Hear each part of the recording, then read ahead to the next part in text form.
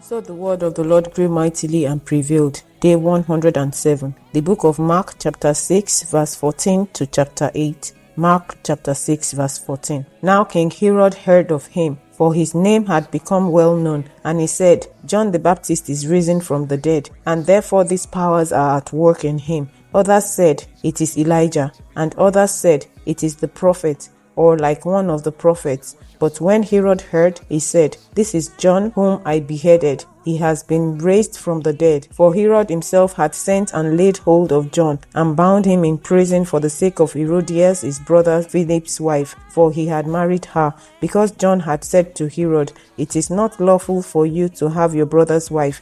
Therefore Herodias held it against him, and wanted to kill him. But she could not, for Herod feared John, knowing that he was a just and holy man, and he protected him. And when he heard him, he did many things and heard him gladly. Then an opportune day came when Herod on his birthday gave a feast for his nobles, the high officers, and the chief men of Galilee. And when Herodias' daughter herself came in and danced, and pleased Herod and those who sat with him, the king said to the girl, Ask me whatever you want, and I will give it to you. He also swore to her, Whatever you ask me, I will give you, up to half my kingdom. So she went out and said to her mother, What shall I ask? And she said, The head of John the Baptist. Immediately she came in with haste to the king and asked, saying, I want you to give me at once the head of John the Baptist on a platter.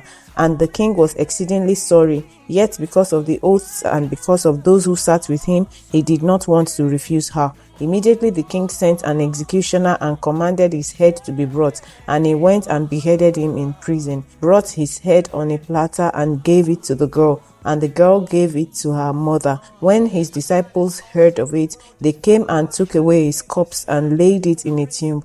Then the apostles gathered to Jesus and told him all things, both what they had done and what they had taught. And he said to them, Come aside by yourselves to a deserted place and rest a while, for there were many coming and going, and they did not even have time to eat. So they departed to a deserted place in the boat by themselves. But the multitude saw them departing, and many knew him, and ran there on foot from all the cities. They arrived before them and came together to him. And Jesus, when he came out, saw a great multitude and was moved with compassion for them, because they were like sheep not having a shepherd. So he began to teach them many things. When the day was now far spent, his disciples came to him and said, This is a deserted place, and already the hour is late. Send them away, that they may go into the surrounding country and villages and buy themselves bread, for they have nothing to eat. But he answered and said to them, You give them something to eat. And they said to him, Shall we go and buy 200 denarii worth of bread and give them something to eat?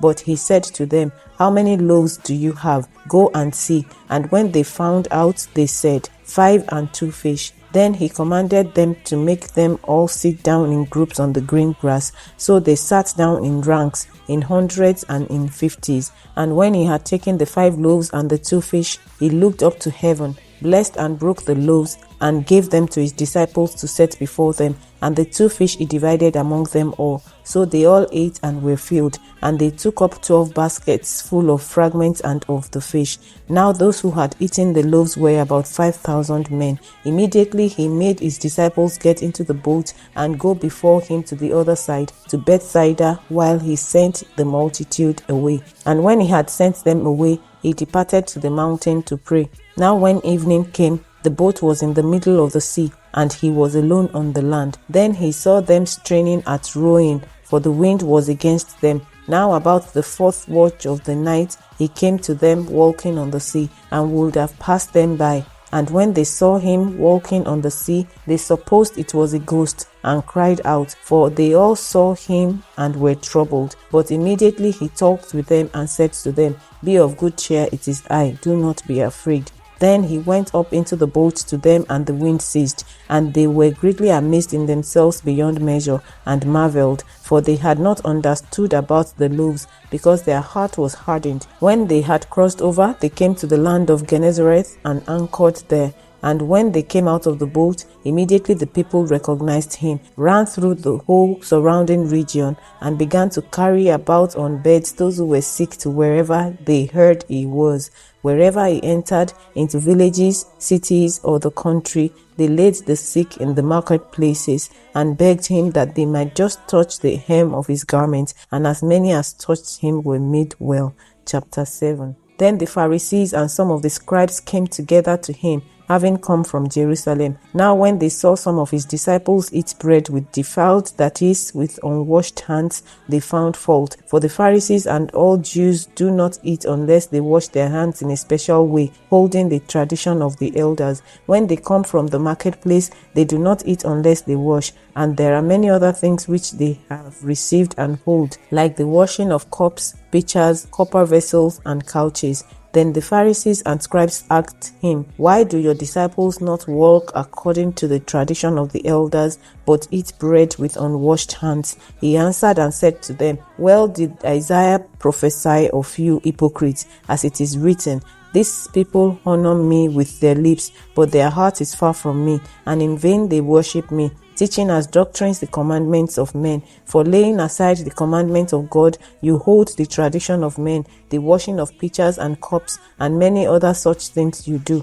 He said to them, All too well you reject the commandment of God, that you may keep your tradition. For Moses said, Honor your father and your mother, and he who curses father or mother, let him be put to death. But you say, if a man says to his father or mother, Whatever profit you might have received from me is korban, that is, a gift to God, then you no longer let him do anything for his father or his mother, making the word of God of no effect through your tradition which you have handed down, and many such things you do. When he had called all the multitude to himself, he said to them, Hear me, everyone, and understand. There is nothing that enters a man from outside which can defile him, but the things which come out of him, those are the things that defile a man. If anyone has ears to hear, let him hear. When he had entered a house away from the crowd, his disciples asked him concerning the parable. So he said to them, Are you thus without understanding also? Do you not perceive that whatever enters a man from outside cannot defile him?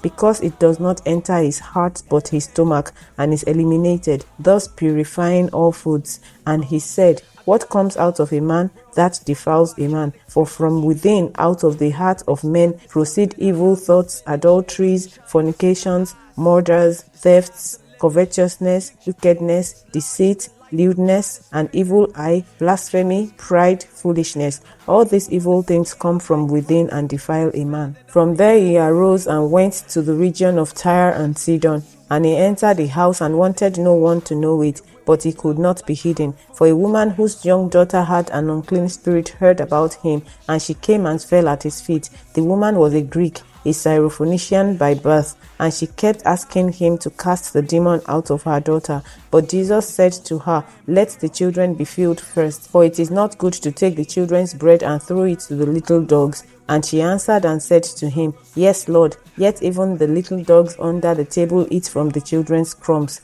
Then he said to her, For this saying, go your way, the demon has gone out of your daughter. And when she had come to her house, she found the demon gone out, and her daughter lying on the bed. Again, departing from the region of Tyre and Sidon, he came through the midst of the region of Decapolis to the Sea of Galilee. Then they brought to him one who was deaf and had an impediment in his speech, and they begged him to put his hand on him. And he took him aside from the multitude, and put his fingers in his ears, and he spat and touched his tongue.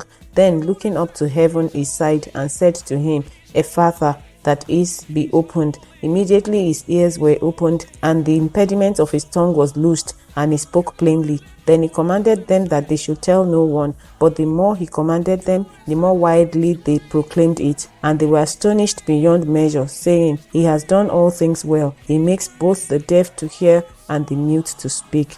Chapter 8. In those days the multitude being very great and having nothing to eat, Jesus called his disciples to him and said to them, I have compassion on the multitude, because they have now continued with me 3 days and have nothing to eat. And if I send them away hungry to their own houses, they will faint on the way, for some of them have come from afar. Then his disciples answered him, "How can one satisfy these people with bread here in the wilderness?" He asked them, "How many loaves do you have?" And they said, 7. So he commanded the multitude to sit down on the ground, and he took the 7 loaves and gave thanks, broke them and gave them to his disciples to set before them, and they set them before the multitude. They also had a few small fish, and having blessed them, he said to set them also before them. So they ate and were filled, and they took up 7 large baskets of leftover fragments. Now those who had eaten were about 4,000, and he sent them away, immediately got into the boat with his disciples, and came to the region of Dalmanutha. Then the Pharisees came out and began to dispute with him, seeking from him a sign from heaven, testing him. But he sighed deeply in his spirit and said, "Why does this generation seek a sign? Assuredly I say to you, no sign shall be given to this generation." And he left them, and getting into the boat again, departed to the other side. Now the disciples had forgotten to take bread, and they did not have more than 1 loaf with them in the boat. Then he charged them, saying, "Take heed, beware of the leaven of the Pharisees and the leaven of Herod." And they reasoned among themselves, saying, "It is because we have no bread." But Jesus, being aware of it, said to them, "Why do you reason because you have no bread? Do you not yet perceive nor understand? Is your heart still hardened? Having eyes, do you not see? And having ears, do you not hear?